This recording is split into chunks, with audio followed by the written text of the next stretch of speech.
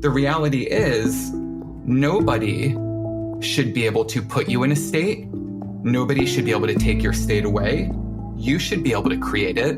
And part of doing that is by changing your belief system and going down there and really doing this work.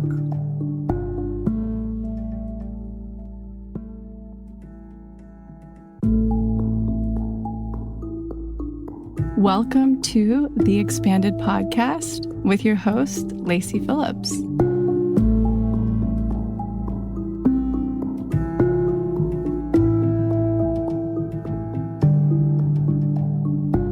As a leading manifestation advisor with a process that's, radically different from the old New Age model, mine is rooted in psychology, neuroscience, and my energetic gifts. I created this podcast to help you expand your subconscious limiting beliefs about the potential of deserving the manifestations you're calling in. Therefore, you're tuning into this podcast series to show your subconscious that anything you desire is possible. And by pressing play, you've already started the process of manifesting it. Welcome back, everyone. This has been a fantastic week. We've been doing week 2 of the Magnetism Challenge. So that means that this week we kept note of every trigger that was coming up for us. Positive, negative, small, happy. And we had that incredible eclipse, new moon on Monday, which I don't know about you all, but whoa. I think I cried 4 times that day because so many stressful things were happening in my life, which on the grand scale, they're incredibly privileged. But it was like a flat tire. Every scheduling thing went wrong. And then the thing that's closest to my heart right now is we're remodeling our home in Topanga, and I'm on a rush to get it done for this baby. And you know, it's going to be our first family home and the place that we bring this baby home to, the place I'll be nesting in, especially for 40 days in bed post-birth, because I'm going to do the full Ayurvedic 40 days. And I think everything's going wrong with that, and just having a lot of trouble in communication with the crew that's building. And yeah, I think I cried 4 times that day. And so I got on Instagram stories, and, you know, it was really fun to have everybody share what was triggering, because anything can trigger us. And I love this one DM that I received.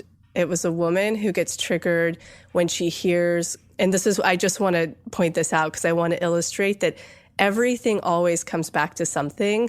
It's a clue that can help us find a block and unblock ourselves. So this is a great example of how something seemingly so superficial or not, or abstract, is still a clue for the blueprint to show us what's blocking us from our manifestation. So she got triggered, or gets triggered, when she watches commercials and she sees like big brands rip off big artists' music and just make new lyrics. When she really rooted that down, she got down to this being taken advantage of and never seen in childhood. And it's so funny how anytime we have a reaction to something, and I like to use this example for people because positive triggers can be equally as big of clues for us, right? Like if we can't take a compliment, or if we see something really great for somebody else and we have that envy is just a clue that we're seeing our expander.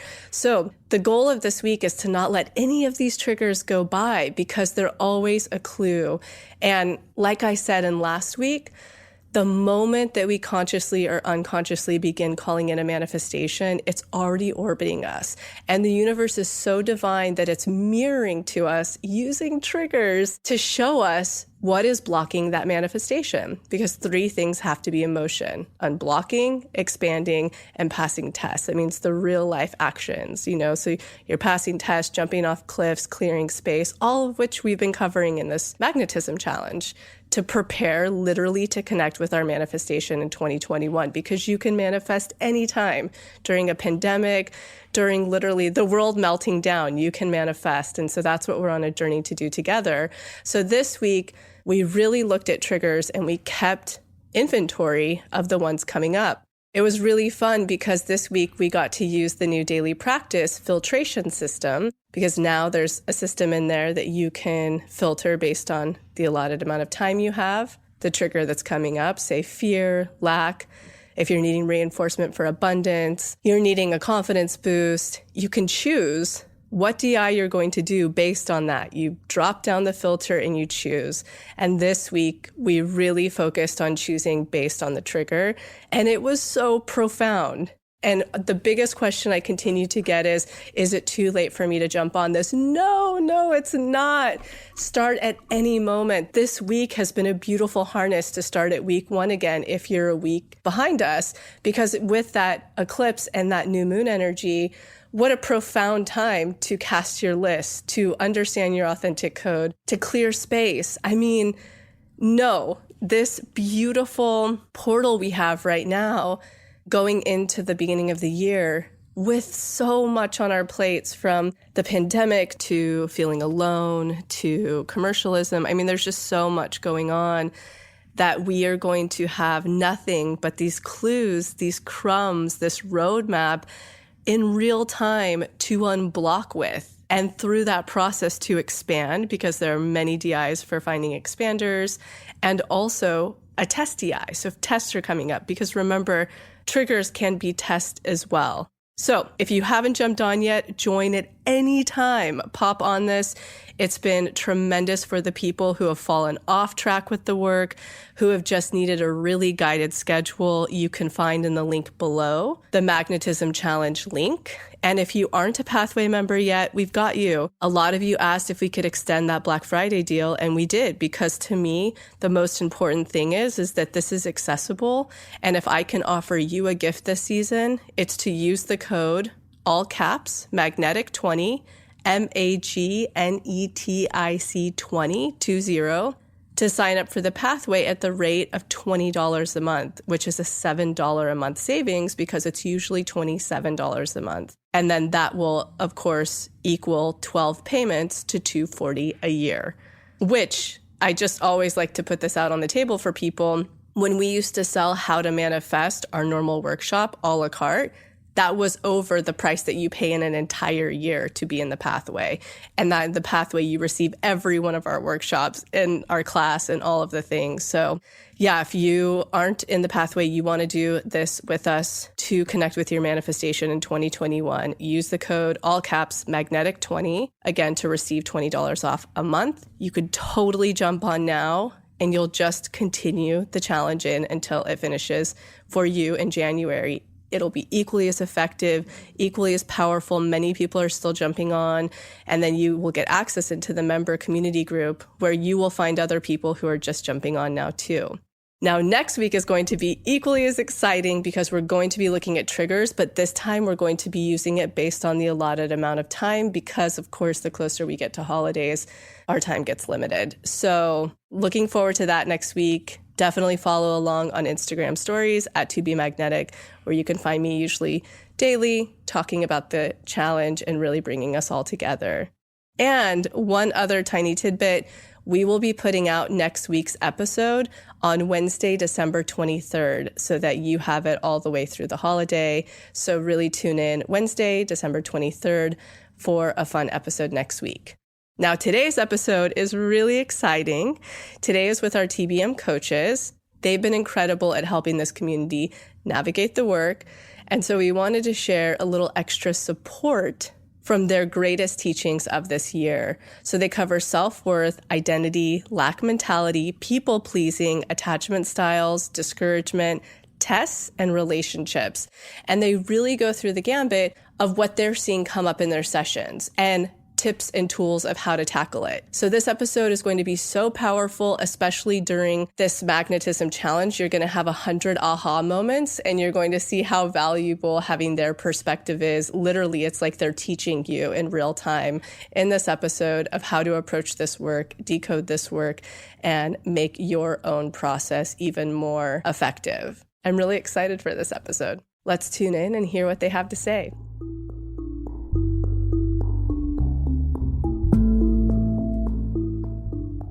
Welcome back, everyone, to another episode of Expanded. I'm so excited today because we've been talking about doing this episode internally for a little while, and we really wanted to kind of pick the coaches' brains on everything coming up for them and all the insights they're getting and kind of what's going on and all the teachings. They all have so much wisdom and expertise in their own individual ways. And so today we're going to do a coaches roundtable.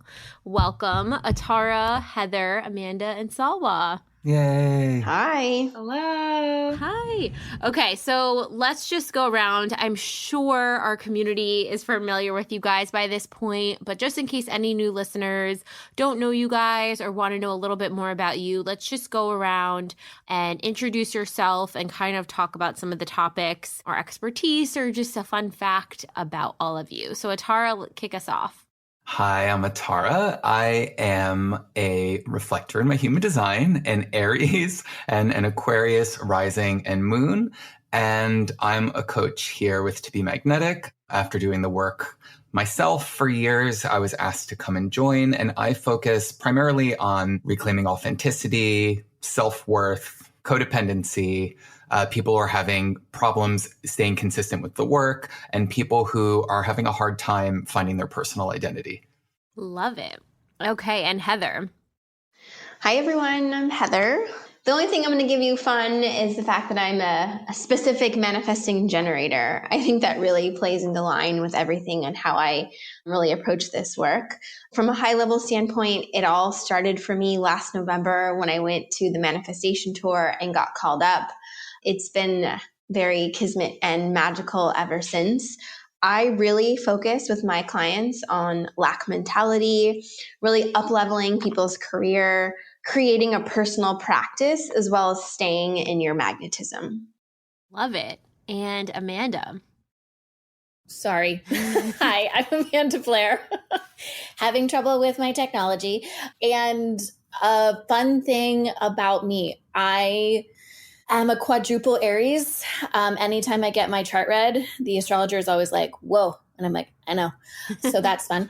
I am a relationship and manifestation coach for TBM. And I focus on relationships, whether that be someone getting into one, someone needing to kick out of one, someone wanting to deepen one romantically, or just deepen one with themselves.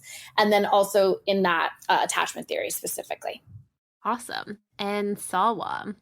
Hi, everyone. I am a Leo. I was born in Uganda, and I like to say that I've been free falling with the universe ever since I was a young age because my parents did leave me at like 2 to come to America for a long time. And I feel like as I continue to grow up, it's kind of been my superpower in terms of they were like the OG cliff jumpers, and I just like take after them. And I love to take a lot of risks and really challenge myself that the universe will always catch me.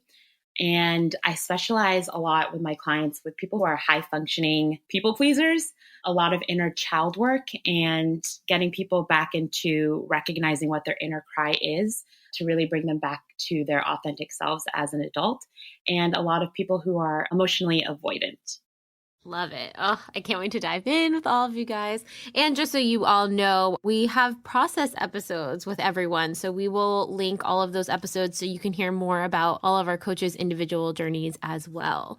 So it has been quite a crazy year, and I kind of feel like it was such a sort of blessing that we were able to launch coaching during this year to help people get more support, especially virtually.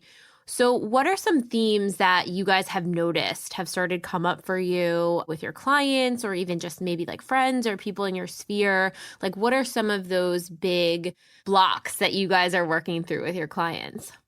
For me, I'd say the biggest theme, and I think all of us can relate to this just as people who are experiencing COVID, is people realizing that they have no relationship with themselves and that they don't know who they are or what they want with their life, because we've all been forced to kind of sit within our own space without any distractions. And, you know, while so many of us spent the beginning of COVID numbing, whether it was through food or drinking or whatever else, that only lasts for so long until you kind of have to start looking at yourself and realizing what you're not happy with. So that's been the biggest thing that's come up for me. And that thread has gone across like people's relationship with themselves, decisions that they've made in relationships or work or what have you. Yeah, it's been a very self-reflective time for everybody, I think. And I would say, to piggyback off Atarah, with COVID and quarantine and where that's left the financial status of the country, there's a lot of people in lack mentality right now. But there's also people thriving. I've got clients who are using that opportunity of working remote to really focus on what do they want to do in their career. In the last 3 days, I've had 3 clients quit their jobs, jumping off cliffs. It wasn't even planned. Woo. So it's been really magnetic, even for myself, listening to that. But again, it's been really around getting out of the lack mentality of, is this true to them? And taking the time to see, is this the career that they want to be in?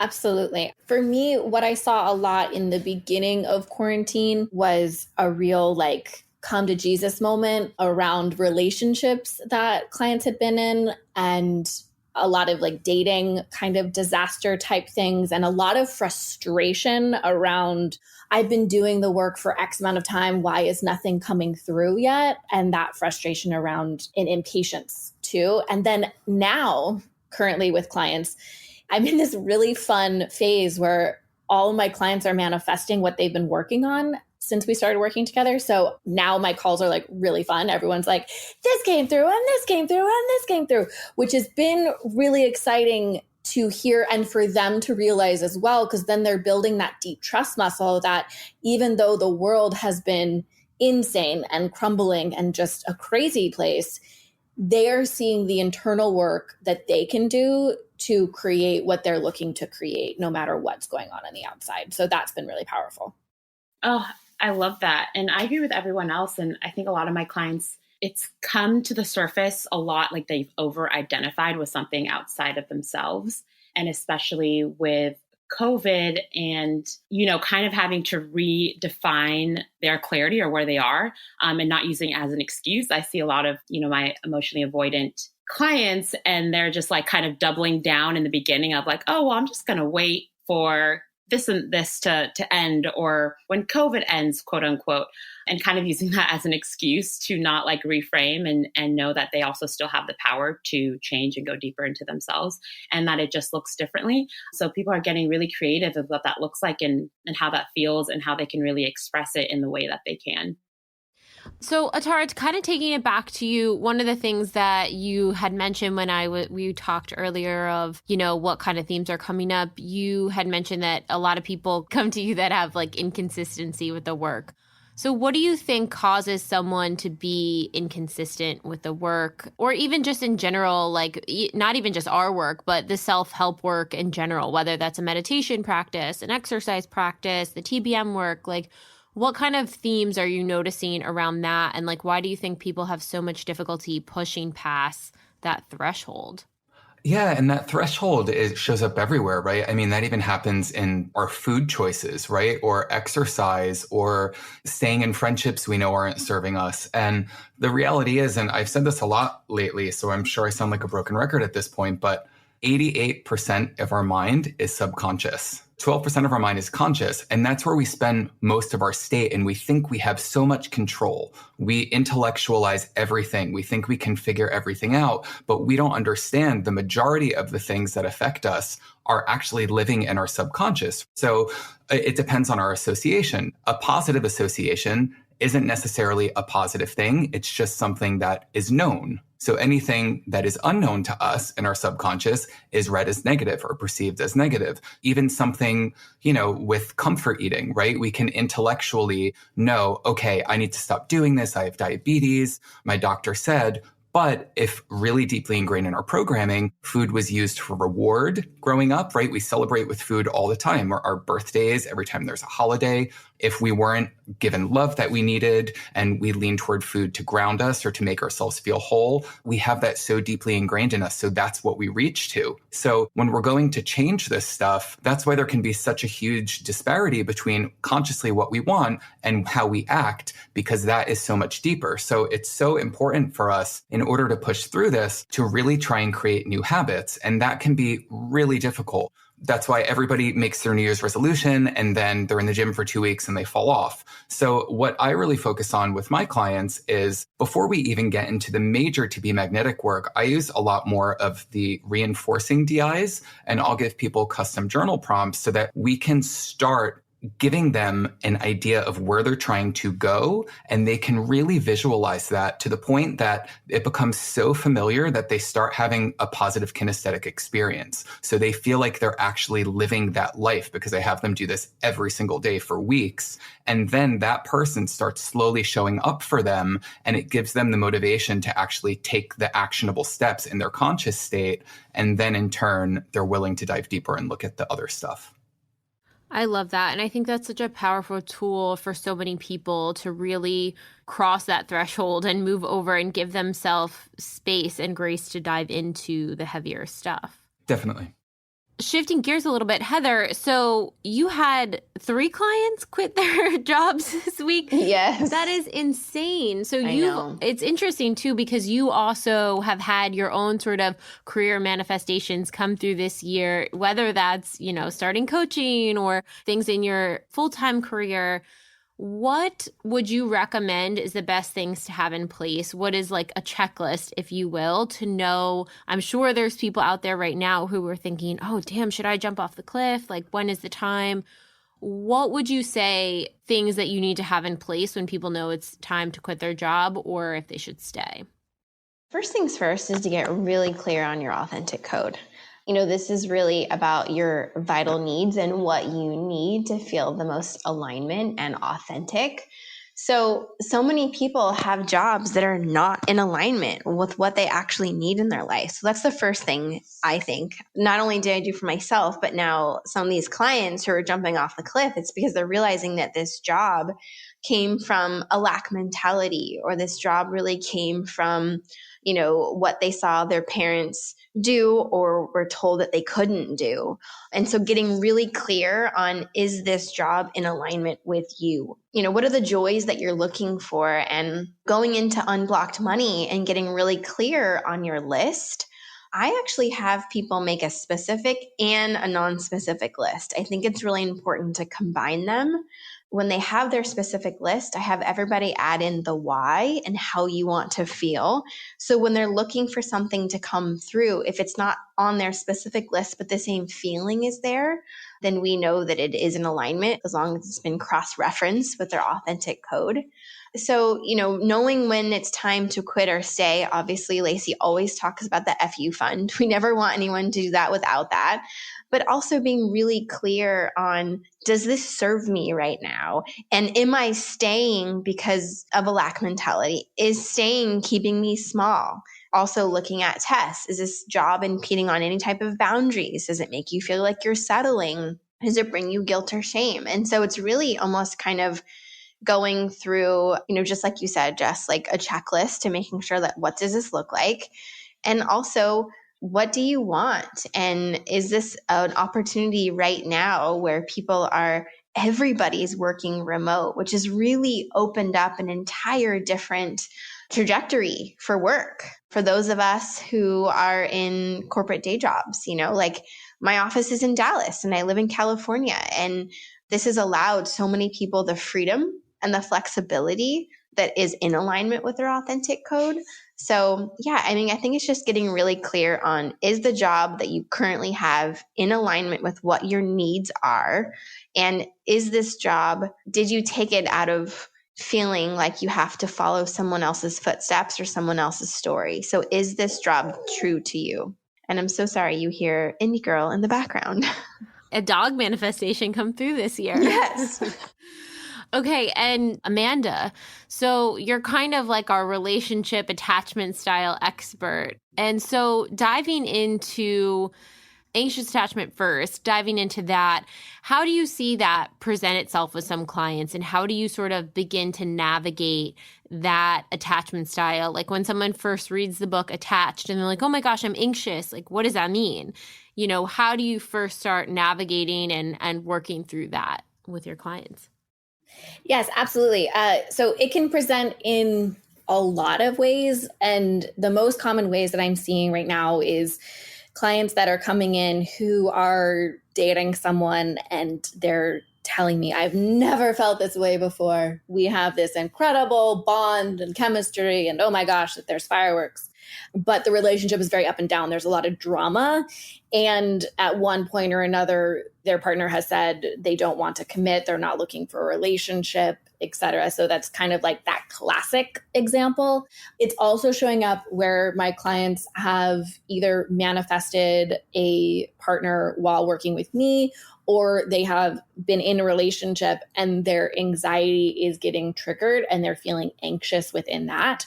So for my clients that are dating and, it's something where their partner is unavailable. And I do just want to make a point to say here that not all unavailable people have an avoidant attachment, and not all avoidant attachments are unavailable. Just PSA. And it's really breaking down the situation for them and pulling out the truth that they aren't wanting to look at and looking at that over and over. So for example, the client that is, dating someone, it's up and down, and the partner has said they don't want to commit, it's bringing them back to that. But they have said this, right? And kind of looking at that truth. And it helps bring them out of that really floaty, like balloon phase, and kind of puts their feet back on the ground of like, right, okay. And when their feet are on the ground again, we have a lot of room to work into. And I also love to help them really pull out the reasons why they want to look at this way, the programming they've picked up, where this comes from, and the patterns that are repeating themselves from their childhood. And sometimes that pattern is really obvious. It's like, my dad was unavailable, so I'm dating unavailable partners. But sometimes the patterns aren't so obvious and they're harder to see. And this is where I come in handy. I do see patterning very easily and quickly, which can be a fun party trick at times. And that's where I can, I really help them see and navigate that, and then obviously give the roadmap into how to start to work out, and which is really individual with each client in the way that it's presenting for them, because it's not just how they're showing up in love. Then we go through how their friendships are, how their work relationships are, how their family relationships are, how the relationship is to themselves. So it's a really in-depth process. And I think it's so interesting right now because let's say you're in a partnership, right? And now you're living together and you're quarantined together. If you're avoidant, that might trigger up a lot of things because now it feels like you're much more confined and having to confront or face that person, whereas before you had more physical space between the two of you. And then someone who's anxious attachment and they're, let's say, in a partnership, but they don't live with their partner, that might be flaring up, some of those, but we usually spend this time together and blah, blah, blah. Like they don't have the same physical contact with the person. So I think it's a beautiful lesson from the universe to sort of look at those attachment styles, like as we're moving into different situations, living wise and physically. Absolutely. And then Salwa, so you said you have a lot of high functioning people pleasers. I love that term. So I feel like people pleasing and codependency really go hand in hand. How do you start to help some of your clients navigate noticing if they're exhibiting these behaviors, and how can they really start to unblock and kind of own some of those things? Because people pleasing, I feel like oftentimes it can be so discreet. You don't even realize that that's a people pleasing quality or trait or behavior. So how do you sort of navigate that? Oh yeah, I totally agree, because I am and was very, more than I am now, high functioning people pleaser. And I even saw like a side of it that came up with my last current job. And I was just like, oh, wow, I had no idea that I was still on that loop. So, codependency and people pleasing is really abandoning ourselves to be really deeply bound with someone else or something else. It's being the peacemaker, mastering another person's emotions and well-being, which really just leads to slowly losing sight of our needs and our connection to our authentic selves.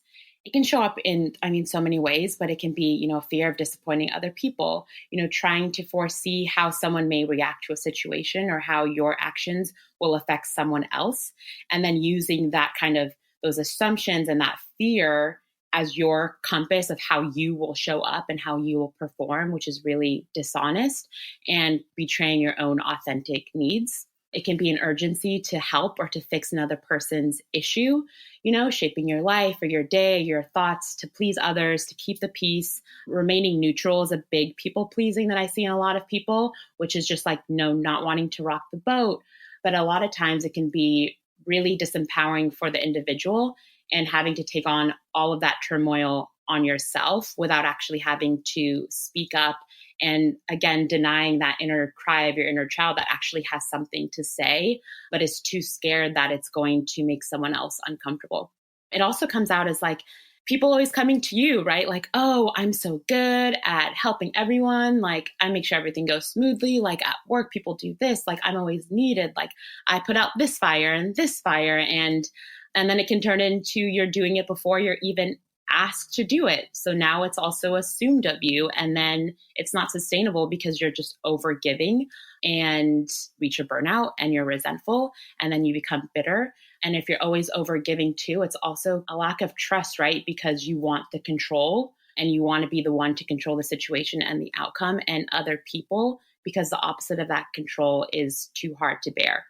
So if you're really depleted and really resentful and you're feeling really underappreciated, these are all, everything I list is a really good signs that you are codependent and people pleasing and overextending yourself and losing sight of who you are and what your real core authentic needs are. Like who is your highest self and how would they show up? But it's really hard to access that when you are constantly thinking and managing another person's life, basically getting like a PhD in someone else and not knowing who you are or what your needs are. It's so interesting because I was doing a DI this morning and I had this memory come up when I was a kid, and this really cool popular girl came up to me. Someone had started a rumor that I apparently wanted to date her boyfriend or something. And this girl came up to me and was like, I heard you want to date my boyfriend. Like, that's never going to happen. And I was like, oh my gosh, I'm so sorry. You're so beautiful and amazing. I never said that. I didn't even know who her boyfriend was. And I was just so apologetic. And I think in the moment, I was so concerned with someone having the wrong perception of me that I bent over backwards to compliment and make her feel safe and secure, and that she knew I saw her on a pedestal. And so my now integrated, authentic adult self is like, oh gosh, okay, like we could have handled this differently, because there's so much like shame in doing that. There's an interesting thing in the people pleasing where we're both doing it to, not make someone else feel bad, but we're also doing it because we can't bear someone thinking badly of us at the same time. And it's this interesting way to navigate where I was just so scared that she would think I made up this awful rumor. And so like my healing in the DI was to say, oh, I'm so sorry you heard that awful rumor. That's definitely not true. But I didn't go above and beyond to sort of suck up to her and put her on a pedestal and make myself small in order to validate the situation at hand. So how do you sort of navigate those sorts of healings or those sorts of dynamics? Yeah. And just, I love that example too, because I think saying sorry a lot is something I see with a lot of people and friends and clients too, which is just like an immediate apology for the smallest things, even just them being themselves. I'm just like, why are you saying sorry for that? Like, there's no need, but it's just like that preemptive having to appease someone else or to make sure that they are seen in a specific light. And to start unblocking this, I really start with helping people understand that this is a survival technique. It's making you feel safe in some sort of way, or the fear of being left or abandoned. And then to start taking inventory of yourself first. How often do you think of others before you think of yourself? Are you doing anything to meet your own needs? If and when you do you feel guilty? Where in your body do you feel it? What are you scared is going to happen? So really having people break down and giving them really strong journal prompts to first identify that within themselves, and then going into their authentic codes to really hyper and double down on what their needs are, because that is a version of their inner child and their highest selves. And then going back into the inner child workshop to see where they picked it up, because it most definitely stemmed from somewhere in childhood, and then start healing it from there. Love that so much. And then Atarah, going back to you, like this kind of goes into one of the themes that you were having come up, this sort of lack of identity and lack of self-worth that you're finding with a lot of clients or a lot of people. What are your findings on why you think so many people feel lost in their identity truly at any age?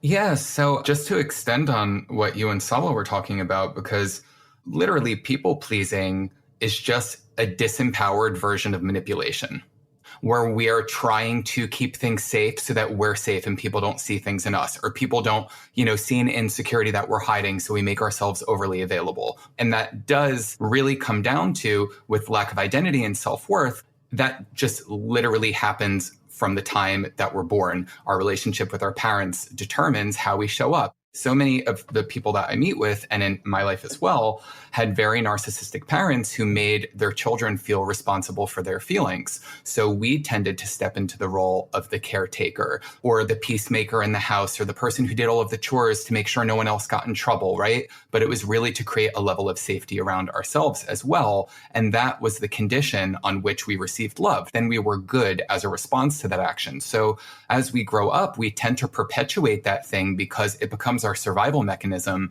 and we don't even realize how deeply rooted it is. And that's why we start feeling resentment for people who, they're so free or they're this or this person's overly confident, and it makes us feel insecure because we don't understand why we can't be that way. Or if someone's even more relaxed in their position, we're like, oh, or they're not doing a good job because they don't do A, B, and C like I do. But it's really the fact that it's just mirroring back how hard we're trying. So it's so important for us to go back to that root and to allow ourselves to be seen for just showing up as we are without having any conditions around it, because we really need to build that up from the inside out so that we can be stable where we are now. Because essentially what we're doing is, so many of us who are lacking identity, self-worth, are people pleasing, are in codependent relationships, we tend to intellectualize our own emotions and keep them down. And we go to help everybody else. And we receive value as a result of that. And so our value is always coming from something external. So essentially, we're looking for something outside of ourselves to reparent us and to see our inner child and make our inner child feel good in the way that we were made to feel as a child, right? But the reality is, nobody should be able to put you in a state. Nobody should be able to take your state away. You should be able to create it. And part of doing that is by changing your belief system and going down there and really doing this work. Amen.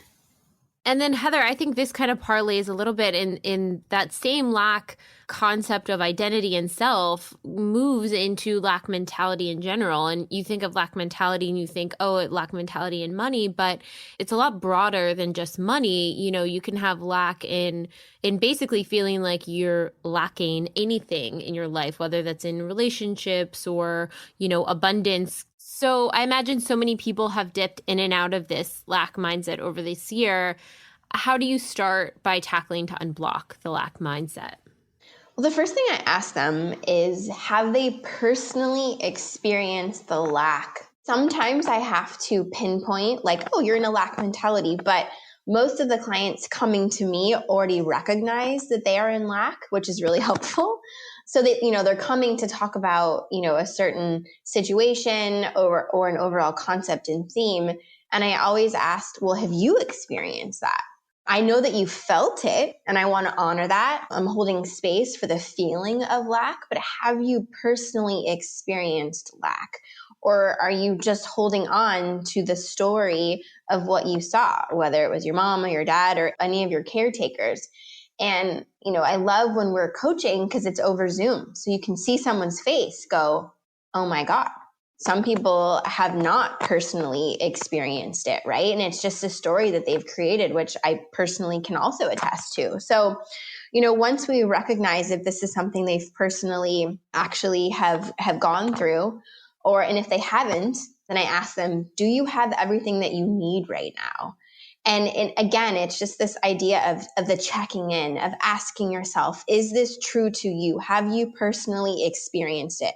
I'm using the word experience because a feeling can feel very real, and I don't want to discount that. And that's really helpful for people to hear the difference between feeling and experiencing, because they're two different things.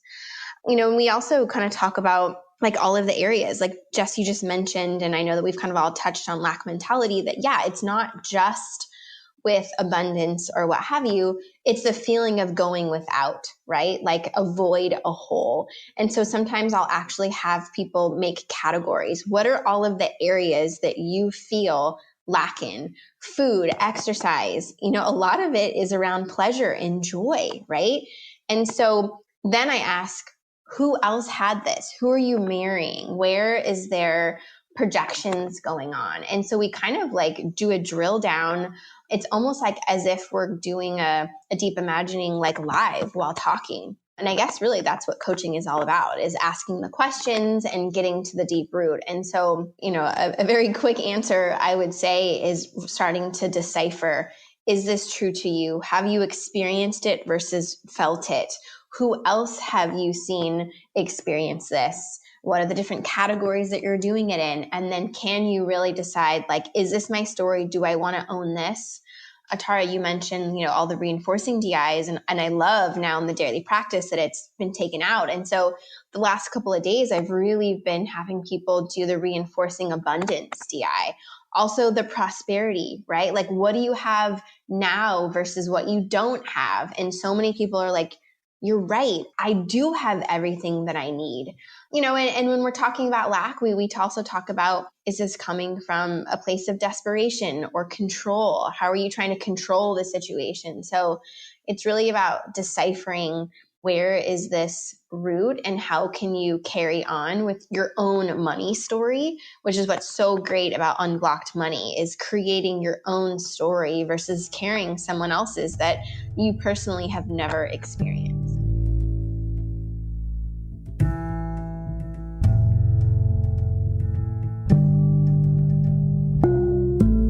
So I'm quickly interrupting this episode to invite you, if you're ready to start your manifestation journey, or if anything you've heard in our manifestation episodes has piqued your interest, to begin.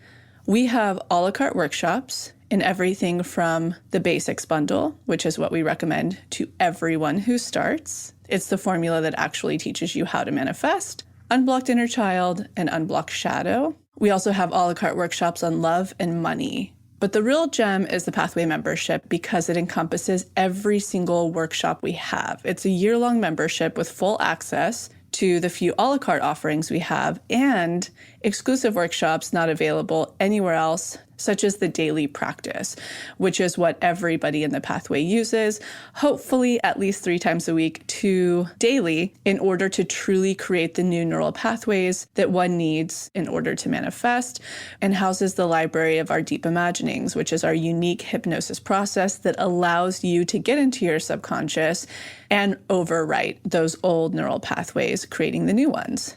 You can use our special code EXPANDED, all caps, EXPANDED, to receive $20 off your first a la carte workshop purchase, or $20 off your first month of the Pathway. Again, that's all caps, EXPANDED, EXPANDED. Okay, now back to the episode.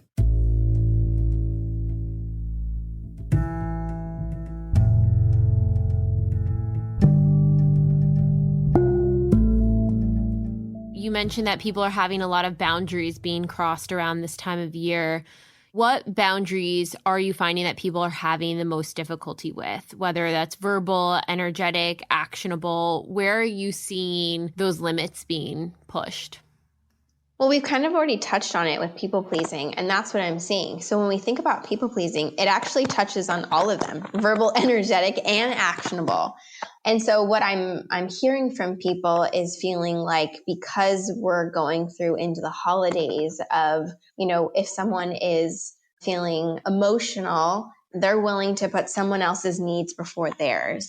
If someone needs them to do something with money, which is, we forget that there's a financial boundary that can be crossed. I think that that's something that a lot of people don't really pay attention to. And so especially with holidays, people are feeling like they have to put themselves in a financial situation that's not ideal, which is crossing their own boundary.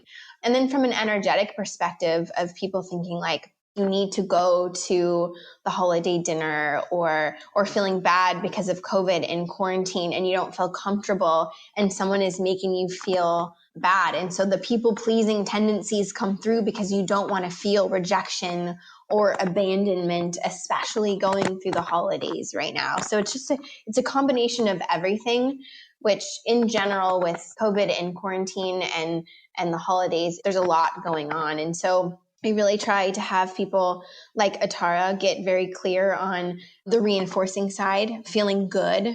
I know that Salwa really likes the magnetic self DI. And so really seeing somebody be their magnetic selves and being able to set that boundary. Also always going back to the authentic code. How are these boundaries affecting your authentic code? Can you use that to stand true to you and your needs? And you know, the last thing I would say is, and this is hard for people, but when you choose you, everybody else follows. And so it's like you're setting the standard of how things are going to go.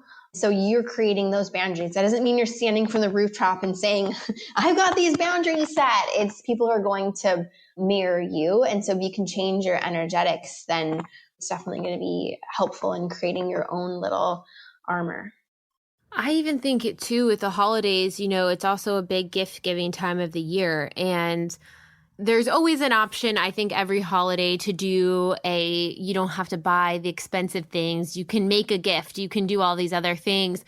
But I think it presents a new challenge this year, especially if you don't live in the same city as your loved ones and aren't going to be spending the holidays with them. So whether that's having to ship a gift or send it through the mail, what does that look like when you're on a shoestring budget, you know? And so these are sort of some new things that people are going to be crossing over into this year and really standing in their worth and saying, okay, am I going to overexert myself and overspend just so people feel loved by getting a gift? Or can I work on the boundary here, deal with the energetic, deal with the people pleasing and say, look, I can only do this year. It's a difficult year for everyone.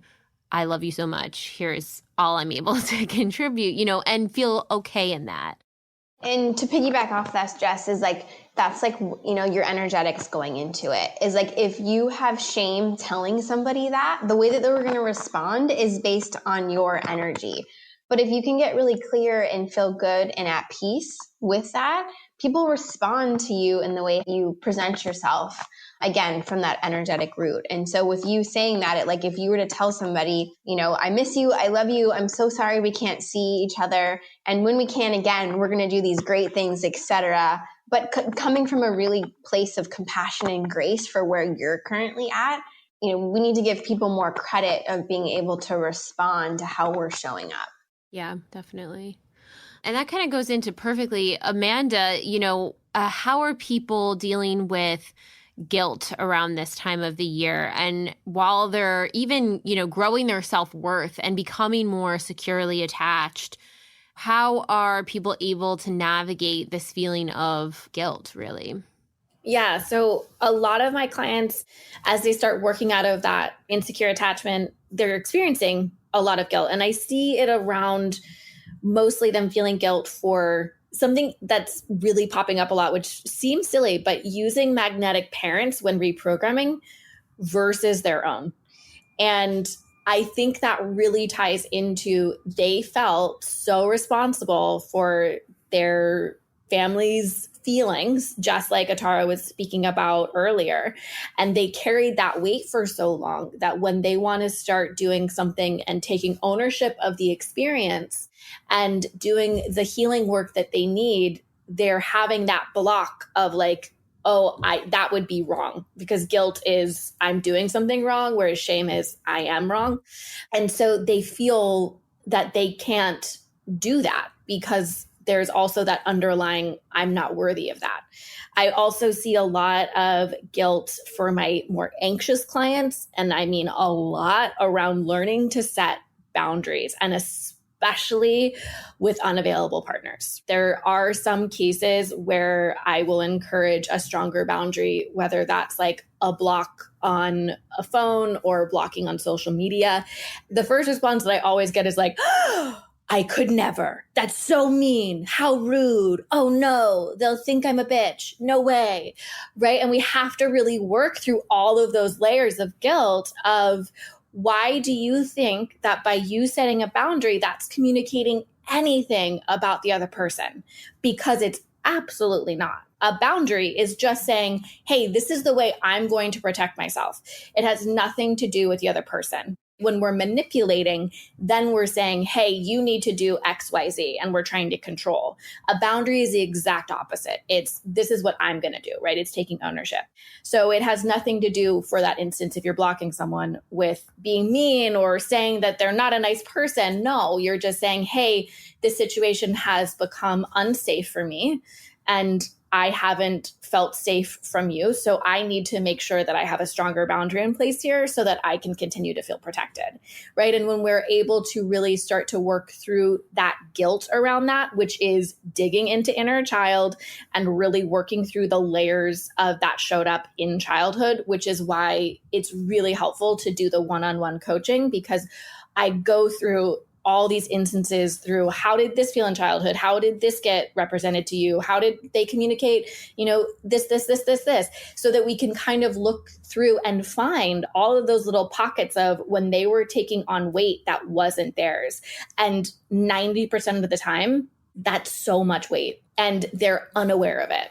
So it's really helping them get that awareness first and foremost, and then doing that beautiful reprogramming work, and then following that up with that conscious action that's then going to reinforce all of the new neural pathways that they're laying down through the reprogram. And I think that conscious action is such a key component, because if you're doing the reprogramming work, so you're laying down those new neural pathways, but you're taking action that's reinforcing those old limiting beliefs, you're strengthening those old limiting beliefs and letting those new neural little pathways that are not strong yet kind of wither away quite easily. So we have to do that work to really consciously reinforce those so they get stronger and stronger, and there's more ease involved with taking that new action, because it will feel uncomfortable at first and clunky. And we wrote a beautiful Instagram post on the brand's IG about that, about why it feels that way. So that's how I help them dig through that. And then to kind of just piggyback on that, do you find that when they're facing the guilt, that often it goes hand in hand with a grief process? Oh, absolutely. Actually, yes. So there's always grief to be felt through that experience, because when in childhood, when they were having to take on the responsibilities and the weight of someone else's feelings, or the peacekeeping, like, Salwa and Atarah and Heather have all spoken about before, which I know we've all seen this with our clients because it's so rampant, they didn't get to process their own feelings. And so much of the time, I see this a lot with more of my anxious clients, is they, in those little bodies and those little child selves, they couldn't feel the depth of the pain of not having consistent attunement, not getting their needs met. And so that gets kind of not dealt with. And then when we get into adulthood, we need to really allow our adult selves to feel and fully process that pain, to grieve it, to grieve for our little kids that didn't get what they needed, so that we can move out of that pain place, out of that fear place, out of that lack of wholeness place, and step into our healing, step into wholeness, step into integration. And then Salwa, kind of moving into, back to the attachment styles and people pleasing. We had this question actually come up in Supported, but essentially, how does someone know if they are being avoidant to a situation or that they're having a strong boundary? Because I think oftentimes, if you really don't have a deep connection with the self, it's sort of this confusing middle line between having, a strong boundary, or they're just putting up a boundary as an emotional wall, as Atarah said in our Supported. I guess, how can someone tell, or how can they check in? Are they being avoidant, or are they having strong boundaries? Yeah. And I mean, everything we've been talking about, especially you, Amanda, just now with boundaries, is so spot on. And also the new boundaries workshop is amazing. I love it so much. And so again, boundaries is a way to protect our authentic selves and not sacrifice, our needs, our non-negotiables. It's a way of saying that we are valid. My needs are valid. I choose what to allow into my life. I say that I am deserving, and I create identity with myself and not something outside of myself. And boundaries are a way of honoring our inner child as our adult selves, right? It's our opportunity to be like, oh, these are my needs. This is what I choose for myself. And I'm allowed to draw those lines in the sand for what's best for me and what expands me as opposed to what shrinks me. And avoidance, it can look like not wanting to draw boundaries and turning away. So we don't want to put ourselves in a situation where we have to speak up out of fear of, letting someone down, being rejected, kind of sort of like that people pleasing energy again. And it also looks like creating a wall and not wanting to go deeper into a situation. I think it's funny because if you don't have boundaries at all and then you are overexerting and then you're burnt out and you're resentful, it can also turn into avoidance where you're just like, I'm not dealing with anything. I'm turning away. I'm not dealing with anything at all. And then for me, it's really shown up in terms of I'm going to avoid my emotions and I'm going to avoid deeply connecting with someone else and actually speaking up for myself. And then that's creating a wall. And I'm robbing myself of the opportunity to go deeper. And then I'm robbing the other person the opportunity to meet me at my highest self and to meet me at my needs and seeing where that goes. It's like a wall. I'm not facing this. I'm looking away. I'm not taking ownership versus I know what I want. I'm anchored in my needs and my authentic self. And this is the line that I'm drawing in the sand. So people know that this is where my worth is and that you're not going to be able to impede on that. And I think a really good example too is similar with the holidays and boundaries around money and not spending. One way to be like, okay, being radically honest with where you are financially, like this is my boundary of what I can spend, what I cannot spend. But avoidance would be like, I'm not facing my finances. I don't know what's going on, shielding my eyes. I'm going to swipe my card. I'm just like not even going to deal with it. So avoidance can come in that way too. It's like you are just looking away. You're not actually going into what's the root causes, what you're feeling, what your needs are, and what you really need to face in order to grow. You're just turning away and pretending that it's not there and that everything's okay. That was a really good distinction. Let's pop into some questions from our members. Okay, this one's on discouragement. Can you explain the energetics of going through discouragement? As an entrepreneur or working through being seen, I feel that throughout life, it's natural to hit major times of discouragement and self-doubt when things don't work out right away. But there are so many stories of those who push through and with patience and persistence, it worked. How do you know when it's the right thing to persist or to realize that it's not the right path and to make a shift? Okay, so with discouragement, the thing that I always want to point out to people is, and it goes back to literally what is known to you. When we're trying to do a new venture, what happens is we have this idea, but then all of our programming kicks in based on everything that we've experienced, right? We run all of these ideas through all of the meta programs, which are basically like our software based on everything that we've been told our whole life, from the language, memories, values, beliefs, attitudes. And so things start to fizzle out. What happens is there's a filter that we call, it's a directional filter. And what that looks like is, on one end, you have someone who is seeking success. They're seeking something positive. And on the other end, you have someone who is trying to avoid something or run away from something. As human beings, because of our whole fight or flight, the way that we've developed physiologically, we tend to be harder wired 4 or 5 times harder to run away from something than we do to seek something. So our brains are lazy. And that's also a great example of why when someone is rock bottomed, they get all of this motivation to do something because they're like, oh shit, I don't want to go to that place. We get this big gust of energy to then go toward a goal. But why expanders are so magical is because basically we get to see ourselves through our expanders. So instead of just, obviously following them and learning about their story, really try and get into their head. And I like to really immerse myself if I have a new business venture, even this was a huge thing for me. So like speaking with Amanda when I first started was really expansive for me, and Heather, and getting to talk with you, Jess, and then getting to talk with Lacey, and just us discussing things. I really connected with the people who are around me to see like what motivates them, how they go about doing things, how do they feel in these situations, and not just look at it at face value, because that really helps you shift from that thing of, oh, I'm doing this because I'm afraid I'm going to be broke if I don't do this, versus I'm doing this because I really believe in it. So look at the people who have achieved the goals that you're looking to achieve yourself and really see about what motivates them. What is their inner dialogue? What is their inner story, their inner narrative? What are they looking for in themselves? Where are they when they're creating an opportunity? What do they think about? What do they see? Because it's probably very different from the story that you're telling yourself. That's just a great way to push through. First of all, I love all of that, Atarah. Thank you. That was beautiful. I feel like I learned some stuff out of there myself. In this question, what I hear is it's working through being seen. So that's something I can really resonate with myself. And what that comes down to is you need to choose yourself and you need to see yourself. So what are you doing in terms of this work that really lights you up? Is it in alignment with your authentic code? What are you working on that you find fascinating? And what do you just love about it? And when you start coming from the place of what is it that excites me about what I'm doing, and you start putting that out or going down that route in whatever that looks like in the work that you're doing, that's when other people will see it, because the magnetism of you just doing what interests you is huge. When you're just really focused on, I'm doing what this feels good for me. And that's how I started doing all of this anyway, was just really focusing on what felt good to say, what I believed in, and putting it out there.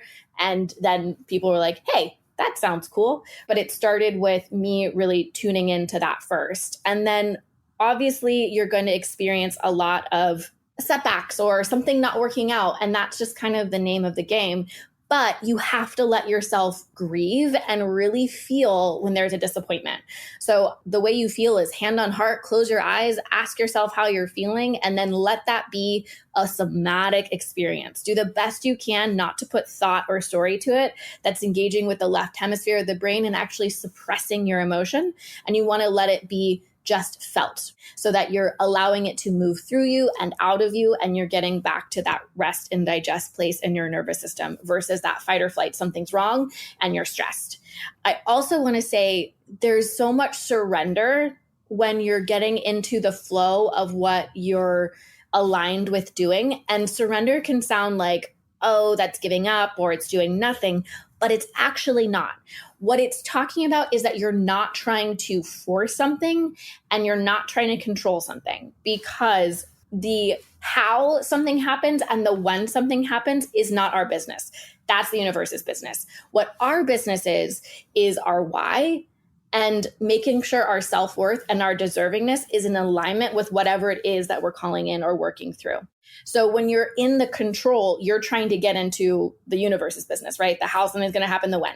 And when you get into surrender, you're really focused on your business, that why, and digging into your self-worth and making sure that's getting into alignment.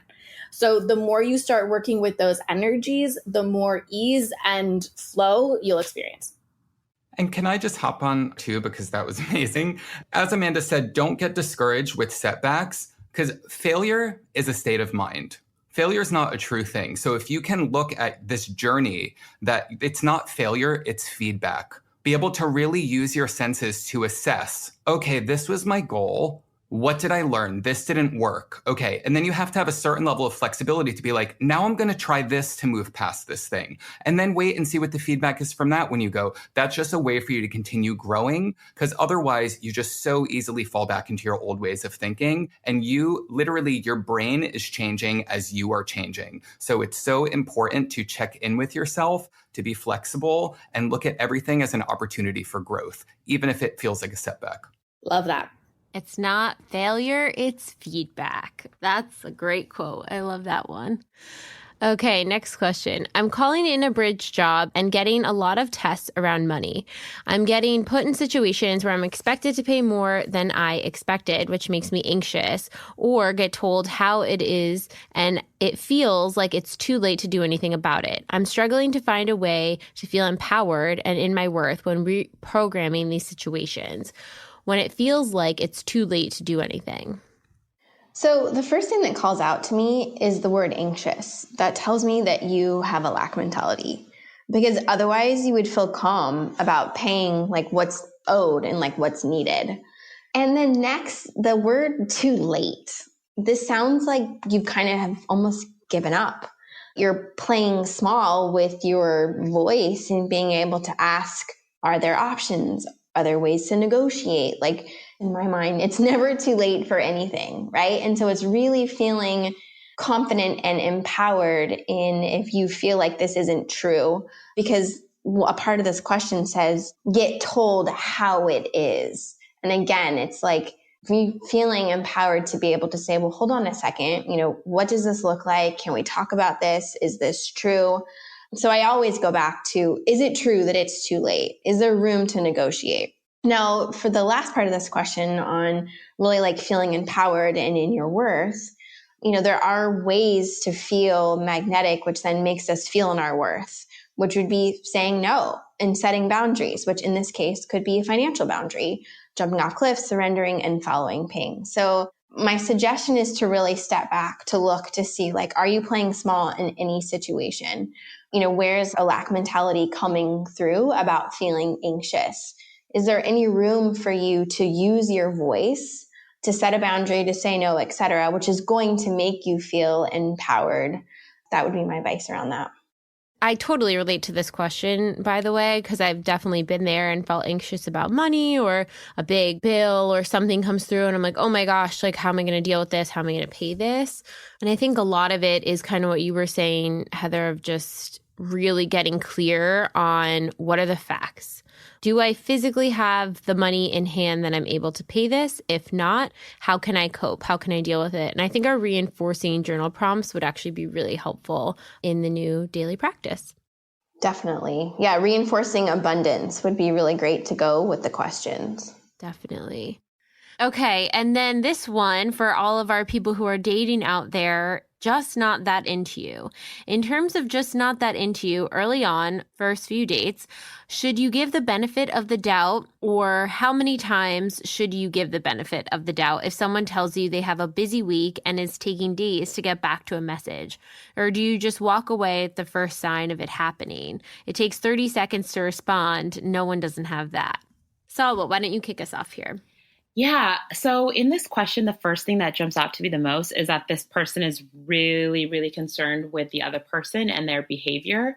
And I want to ask this person, like, are they focusing on themselves? And also, is the other person actually showing up for them? And how are they showing up in this dynamic?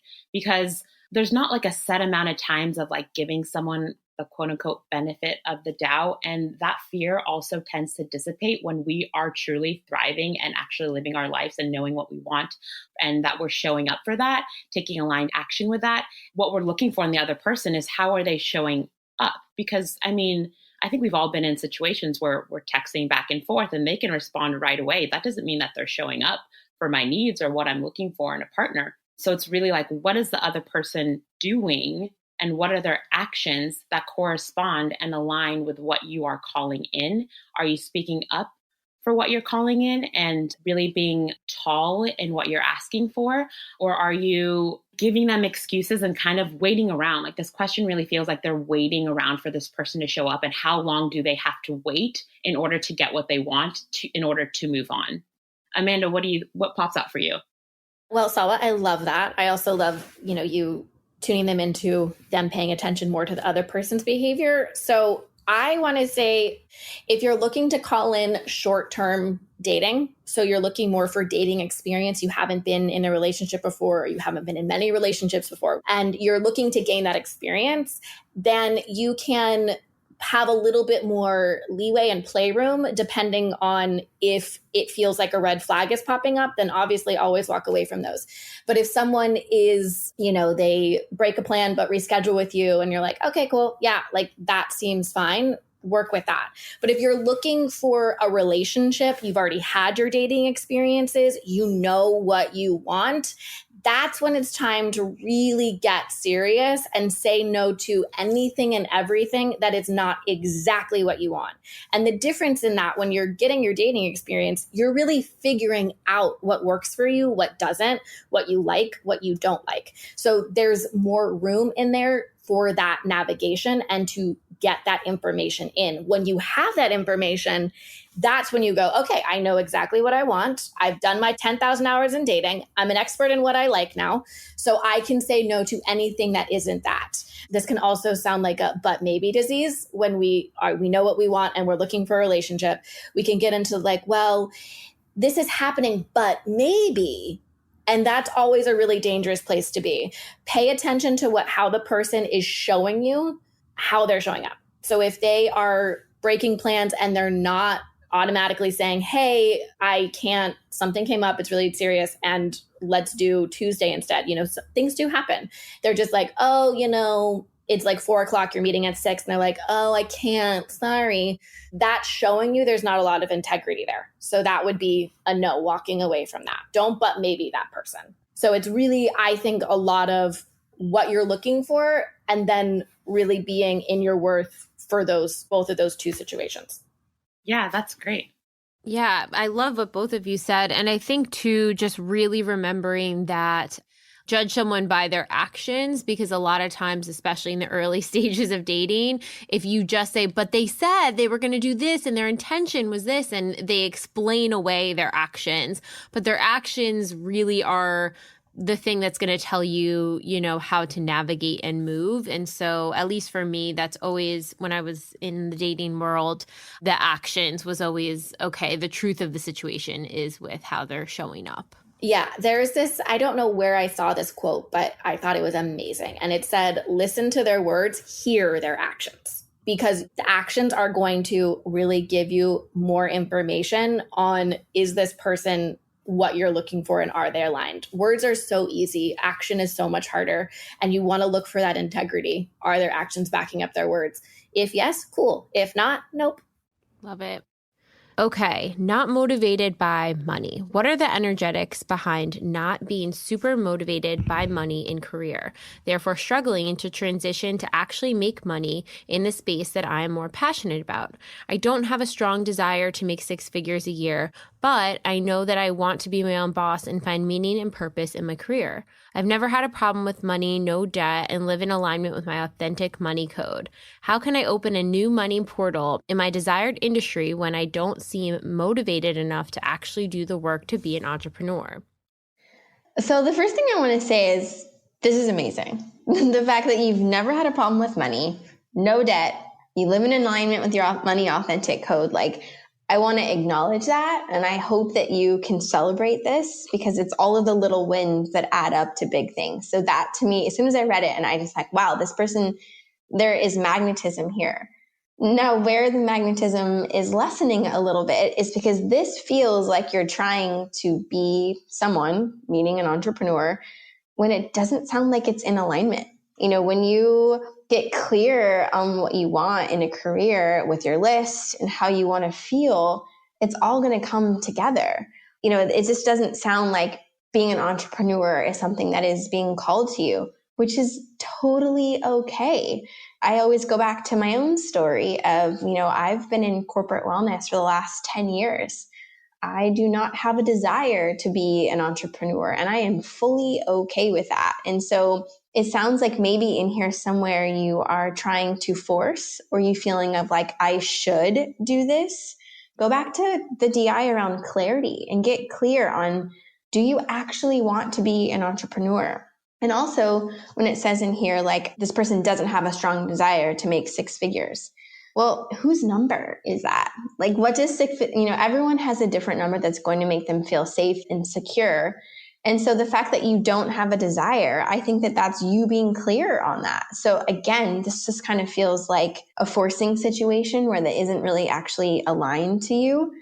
So for your question around like, how do you open up a money portal? A money portal will come naturally when you find what you're truly called to do. This feels a little bit like forcing, a little bit of a sense of control. And so, kind of like dog paddling and feeling like you should be doing something that really isn't aligned to you. So I would have you get really clear on, what do you want? How do you want to feel? And maybe that is actually working for a company, but excelling. That doesn't mean settling for a company, but getting really clear, because it doesn't really sound like being an entrepreneur is motivating you, and that is perfectly okay. I always think back to this. We always have to strive to have more money and this and that and success and blah, blah, blah. And being an entrepreneur means that you can make a lot of money. Being an entrepreneur is hard work. Starting your own company is a lot of work, and you are so glued to your company in so many facets in so many ways, including when the company is doing well or not well. Meaning that just because you're an entrepreneur does not equal 6 figures a year, even if, you excel to the highest level, because it's usually pretty unstable, especially the first few years. So I think if you are looking to be your own boss and find meaning and purpose in your career, and money is not a driving factor, you can start to take autonomy over the sector of the industry that you do have meaning and purpose in, but maybe don't have that as your full-time career. Maybe have a job that supports you financially, that is just, kind of your bridge job. And then whatever motivates you to do on the side, in addition to that, that's where you can sort of get that motivation. And you'll know, or if you're not moving forward on something out of fear, or if you're not moving because it's not in alignment. Because when you are in alignment with something you love doing, you can't put it down. You are just thinking about it constantly. You want to get back to it. It's like that inner pull. I mean, I'm a generator, so maybe that has something to do with it too. Well, I'm an MG, so I feel that. Yeah. And it's just this pull that you're like, oh, okay, yeah. I want to go pick up this project right now and work on it. I don't care if I'm not paid for it. I think that's the key for me. I always think about is like, if I'm doing it and I don't even care about if I'm paid for it, I know it's a passion. It's like a deep passion for me. 100%. I mean, and really that's how I feel about coaching. It's just like, I knew from the very beginning, it was so unexpected. So, when she says like, how do I create a money portal? I mean, coaching became a money portal and I had no idea. I didn't seek it out. It happened and I felt lit up, and it's been successful because I'm continuing to follow something that lights me up. So for this person, I would, again, get super clear on what are your needs and how do you feel and what lights you up, and are you trying to force something because you feel like that's what you should be doing? Okay, so this one is something for all of our well-versed members. I'm sure you guys totally understand the connection here, but for some of our listeners who maybe don't do this work or are just starting this work, how does understanding and knowing your past help you to raise your self-worth? So why do we have to go back into all of these childhood memories, and what is really the strong kind of value in understanding that? Let's just start with, it is highly likely that your future will keep reflecting your past versus being entirely different unless you know what happened so that you can show up differently and make changes. And the only way to do that is to really understand how you got here, why you tick the way that you do, and why you react and where that began. Like we said, 88% of our mind is our subconscious. That's 0 to 7. 0 to 7 years old, we have no critical mind. Every single thing that is modeled to us, we take as fact. Our critical mind develops around 8 or 9. That's when we start problem solving. We're still insecure at that time. That goes through our teenage years. So this is the base level that we're working with. So unless you grew up, and listen, even people with the most idyllic childhoods, they still have relationships being modeled to them, or limitations on what they can do based on whether or not their mother or father had a job, what their financial status was. So these things continue to show up in our lives. So we really have to be able to look at where we are now and what we want, then see what insecurities we have around that, so we can then go back and give ourselves the things that we needed so we can be coming from a whole place.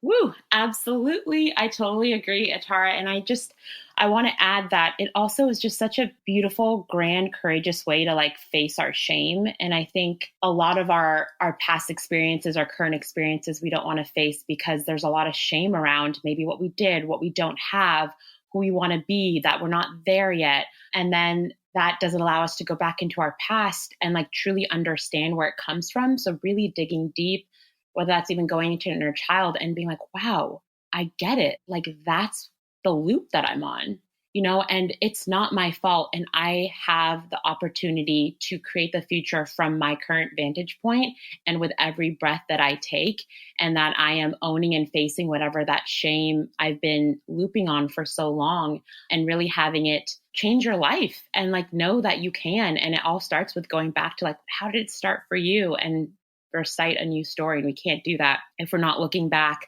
and not holding on to it. Our past isn't our reference point, but really understanding it and healing that in order to move forward. First of all, I love everything that you guys just said. I just want to throw it back to the Bruce Lipton podcast that we had on the Expanded podcast recently, when he said, if you're trying to call in something or manifest something, but you're not manifesting from your desires, you're manifesting from that subconscious belief. So that's why it's so important, because I think he said, and I know Atarah said this too, like 0 to 7, you're just straight recording. And that's programming your subconscious. So you have to look at what that programming was, what you were recording, so you understand what you're operating from, so that you can start operating from where you want to be.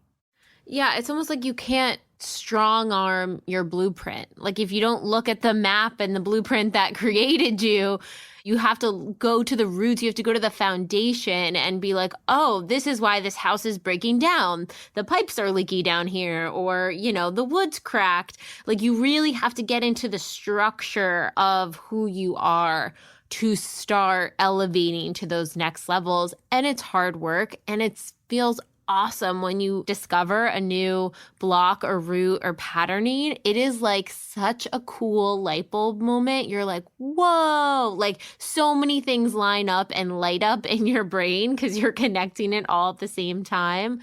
So it's powerful stuff. I agree. And can I just hop on and circle back to something? Because something Amanda said a few questions ago is super related to this as well. Because so many people are so avoidant when it comes to doing the unblocking, right? Because they're afraid of what's going to come up, or they have that shame around having magnetic parents, right? And so just to explain, it's not a scary thing, because this work in no way is about going back and figuring this stuff out so you can blame someone, or that so you can be angry toward them, right? And I think that's a big misconception with inner child work.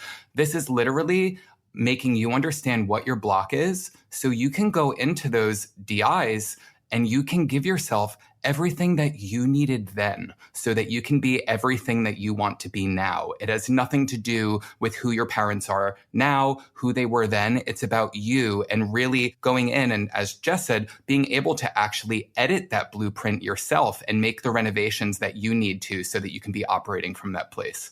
Absolutely. When I talk to my clients about that, I also always say, because, a lot of people get caught up in justifying the behavior of parents from that guilt place that you're just talking about, Atarah. And I'm always like, the reality of what happened isn't that important. What's important is your perception of what was going on, because that's what's in the subconscious. So you don't need to really worry about the dad, and he doesn't need to feel bad about that. Like, your perception of what happened may be different than the reality, but the perception is where you're operating from now. So that's what we have to look at and heal so that you can stop operating there. Definitely. Okay, and an ending note for all of you. So what are you guys looking forward to in 2021? Let's vision hold some positive, magnetic selves looking forward. What are you guys looking forward to in the next year?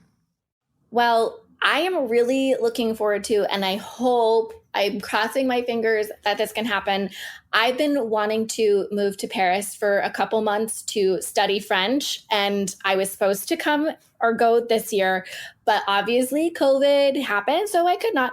So I would really love if next, end of summer, that was available again and I could go to Paris and spend some time studying French and just being Parisian and walking along the Seine and all of that beautiful stuff. Very cool. How exciting. And Salwa, what about you? 2021, I'm really calling in the year of being just too much and really embracing my Leo energy. Honestly, I just think that I have played small in a lot of ways and course, the high functioning people pleaser. Am I saying the right thing? Do I know enough to say this? Or do I whatever that pattern is? And I'm just like, F it. Like 2021 is going to be the year that Salwa speaks up. I'm going to be heard, and not in a like bulldozing even kind of way, but also surrendering into how it looks like authentically for me. And that's mine and mine alone. And it's not to be mimicked by anyone. It's just me. And I'm really excited and to dive into that. Love that. So exciting. Yeah. Yes. And yeah, I just have to say, and while I'm so sympathetic, listen, this year has been very personally hard for me. This job literally like saved me from God knows what could have happened. You know, my husband was diagnosed with cancer twice this year. He lost his job. We just got hit so hard. And I just really leaned into doing this work. And I found so much clarity in who I am in a way that I never thought existed. And so much purpose that's so much greater than just even beyond music. And all of that is going to go into my 2021. I'm just halfway through a program to become a certified hypnotherapist. So I'm really excited to be able to integrate that within this work and sessions. And I'm working on a book, and I've called in a bunch of expanders around that, and just have a bunch of music that I feel so connected to that I'm going to release. And I'm really just going to make, not waiting for 2021. I'm literally in the actionable steps now. Just letting this be my time to fully open myself up and share everything that I've been holding on to my whole life. Yeah. Oh, I love that. I can't wait to read the book. Same. So exciting. So in 2021, I am calling in ease. I don't do New Year's resolutions. I pick a word for the year, intentions.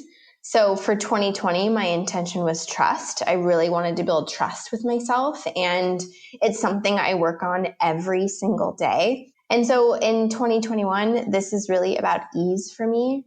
It's about stepping in more into the feminine, into the pause, and into the receiving. You know, I've had years of putting in the work. I've had years of abundance. This year was all around trust. And next year, I really want to sit in the ease. I've actually put ease into my authentic code so I can constantly look at it and make sure that the idea for me is letting go of control. So, you know, another word could be surrender, essentially, not trying to force anything. This is really about checking in and making sure that everything that I need feels like it's coming in with ease. So it isn't necessarily like a tangible item, it's a feeling. And I'm looking forward to what that looks like and what it feels like. Love it. Yeah. And I think for mine, really piggybacking off of Heather, and I remember talking about this with Heather and Salwa not that long ago. And Heather, I really just love that concept of ease. And I think ease is really something I also am looking forward to. And it's so interesting because I think these words can really be defined to each individual so differently. And I love how you're defining it, Heather. And for me, ease is looking to this next year, relinquishing the control that stuff's going to come up, shit's going to happen, things are going to, not go as planned, and to really release the need for everything to be so controlled and just go into the flow. Like, okay, we're doing this. We're going to do this. I'm going to try this out. Let's test this out, and really lean into that ease. I just keep visioning like river rafting when you're just on the raft and you're just like, all right, like you can't stop the river. It's going to go. And it's a way more enjoyable ride if you just let your body relax and just be guided with the waves instead of trying to tighten and fight them. So a lot of that energy in the next year. I love that so much. Yay. Well, thank you guys so much for this episode. It was so expansive and just so eye-opening. And I always get so many lessons and notes while listening to all of you. You're so intelligent and so much wisdom to share on this work and beyond. And I'm just very thankful and grateful for you guys. Thank you. Yes, thank you. I just want to say, and I'm sure this is for all of us, I am so grateful for the fact that we're in this position and we get to talk about these things that we're all so deeply passionate about. So thanks for having us here, Jessica. Oh, of course. Yes. It's like so exciting. We get to talk about this stuff like all day long. I know. Like I do it for a job. That's amazing. I know. I did it anyways before. Yeah, exactly. I know. I'm always like, I get paid to just talk about the things that I geek out on. Mm-hmm. Totally. So awesome. Vision holders. Holders. Well, have a wonderful holiday season, everyone. And we will be back in 2021. Thank you. Bye. Bye. Bye, everyone. Thank you so much for tuning into the episode, and I hope you enjoyed it as much as I did, we did. And in case you're not totally ready to join the pathway yet, I wanted to share a few of our free offerings that I'll often suggest to people as a little bit of a blueprint to get them started on their manifestation journey. The first place I like to direct people completely for free is the motivation. You can see it linked below or on our homepage as our testimony library.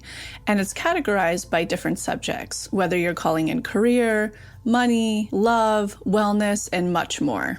When you're reading about a member's experience of what they manifested, you're actually seeing to believe and showing your subconscious that that very thing is possible for you.